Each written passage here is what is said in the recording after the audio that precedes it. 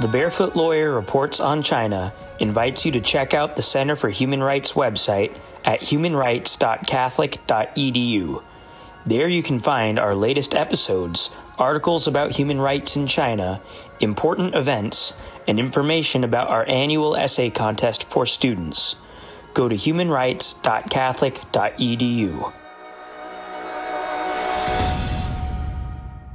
Yeah, I just actually saw a headline this morning that I think 4 heads of state had been threatened if they allowed the Chinese cultural group, whose name I could never pronounce correctly, Shen Yun. Shen Yun, to perform. So when we say transnational repression, I want you all to say what you mean, but I think of it as trying to silence any voices of criticism of the Chinese Communist Party. Yes, that's correct. And that's how the FBI would also classify it. It's when any foreign malign government tries to interfere with domestic, whether it's politics or national security or domestic sovereignty, democratic institutions.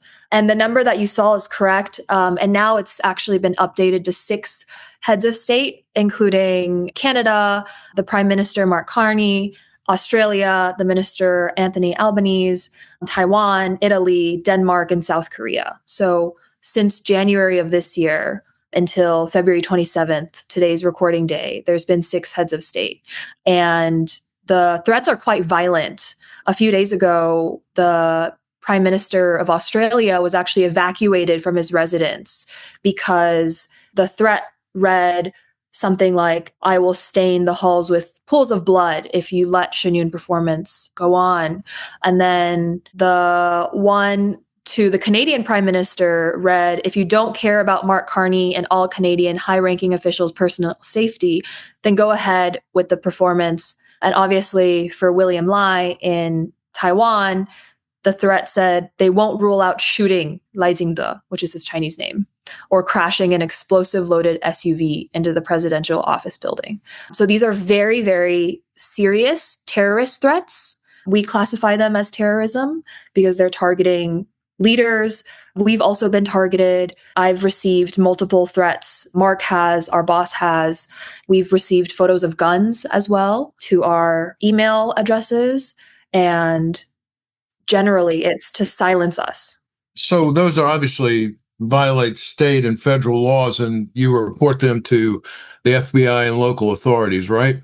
Yeah, we've applied every measure that we could. We've also been in contact with Homeland Security because the previous interviewee that you mentioned, Cheng Pei-ming, the only known survivor of organ harvesting, he's also being threatened. His house was broken into. So we've been tracking and reporting all of these, and there's an investigation ongoing. How, in the face of those kind of threats, how do you keep going? I'm sure they're intended to intimidate you.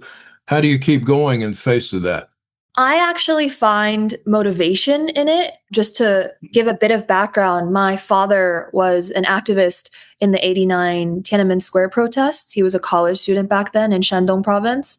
And because I have his legacy, because my grandmother also rejected Chinese communism and she became a US citizen, because I have these 3 generations before me that lived and survived under communism, I really felt like, after graduating college, I really want to go this human rights route to at least try to change things for the better for current Chinese society, for my cousins who are still in China working for the television broadcast there, my grandpa who's too sick to leave Inner Mongolia.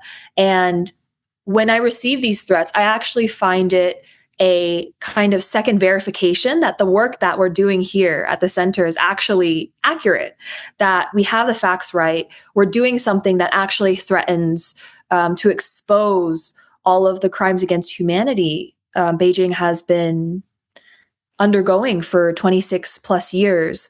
And whenever they talk about, "Oh, you and your family will be killed within 2 months," I always think about this anecdote. I was in China over 10 years ago visiting family. And during this tour group, there was this, I guess, middle-aged Chinese man that would nonstop bragging about his Chinese leather shoes. And we were going up this mountain in this cable car. As soon as we stepped off of the cable car, his brand new shiny black leather shoes lost both of their soles. And it was just the entire trip. We were just hearing nonstop about his shoes. He just bought them and then the soles come off. And that's really how I think about China. It's really a paper tiger, a house of cards. And a lot of my Chinese relatives, friends, acquaintances, people who have visited China will tell me that there is a surge of people who now reject the CCP. I mean, we've seen the paper revolution. We've seen COVID fundamentally change the way people think about the CCP, and they've lost all trust. How about you, Mark? Yeah, I mean, for me, I feel even more compelled to actually tell people about what is happening in China. I also come from, a family that has been kind of persecuted by the CCP. And also, I was born in China. So I grew up from that environment where I saw all these repression firsthand. Some of my neighbors and friends, they practiced Falun Gong, and they were put into prison camps. And I remember one of our friends, he was a painter. But when he was put into the prison, the police literally hanged him by the wrist using handcuffs. And after many, many hours, the handcuff literally got buried into his flesh. And when he came out, you saw those like huge scars on his forearms and the wrist. Basically, that completely destroyed his career. He no longer has those fine motor movements that are required to paint and be an artist.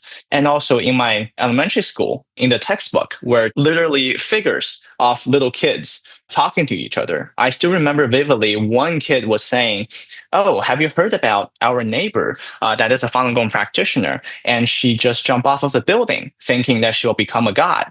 And then the other kid immediately followed up like, oh my gosh, yeah, I heard about that. And I heard Falun Gong practitioners will burn themselves alive thinking they will become gods too. How scary. These are the evil cults. They're so evil. We have to avoid them at all costs.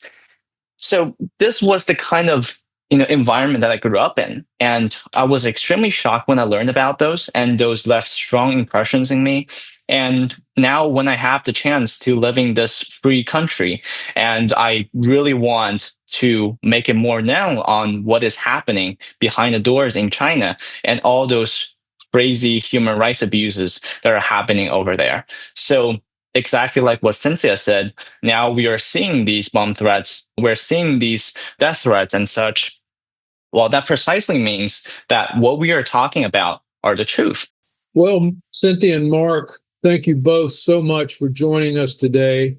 And thank you for all the work you're doing to bring attention and change to the human rights abuses happening in China and beyond, including the United States. I also want to thank our listeners for joining us. Please consider sharing this episode with others and exploring more of our content at our webpage, humanrights.catholic.edu. We'll see you here next time for another episode of the Barefoot Lawyer Reports. The Center for Human Rights has published countless articles and reports on issues facing China, the US, and the world. Reports from late 2022 revealed the existence of secret Chinese police stations operating around the world, including in the United States, raising serious concerns about foreign intimidation. A detailed analysis from the Center for Human Rights examines documented cases in Europe and the US and reviews the legal frameworks that could help address this growing challenge. To read this report, go to our research and analysis page on humanrights.catholic.edu.